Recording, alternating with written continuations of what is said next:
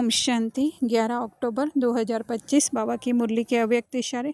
स्वयं और सर्व के प्रति मनसा द्वारा योग की शक्तियों का प्रयोग करो। अभी मनसा की क्वालिटी को बढ़ाओ तो क्वालिटी वाली आत्माएं समीप आएंगी। इसमें डबल सेवा है, स्व की भी और दूसरों की भी। स्व के लिए अलग मेहनत नहीं करनी पड़ेगी, प्रारब्ध प्राप्त है ऐसी स्थिति अनुभव होगी।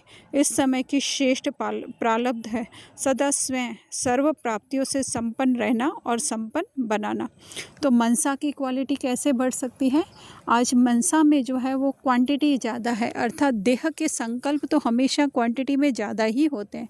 जितना जितना हमारे संकल्प देह से निकल करके आत्मिक होते जाएंगे, उतना ही जो है उसकी क्वालिटी बढ़ती जाएगी और यही और हमारी मनसा या आत्मिक शक्ति का मजबूत होती जाएगी।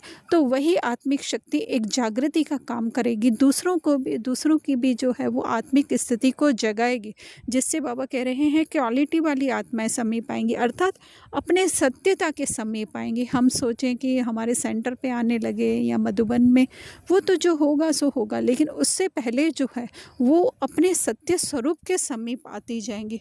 तो बाबा ने कहा इसमें स्व की सेवा, अर्थात स्व की भी आत्मिक स्थिति जागृत होगी, क्योंकि मूल ही हमारा ये है कि कैसे भी करके जो है वो सत्यता को पहचानना। ये झूठी दुनिया, माया, इल्यूशन जो भी है उसको हम भूलते जाएं। अगर उसी में डूबे रहेंगे, उसी के अनुसार संकल्प चलेंगे तो कभी भी हमारी आत्मिक स्थिति जागृत नहीं हो सकती है।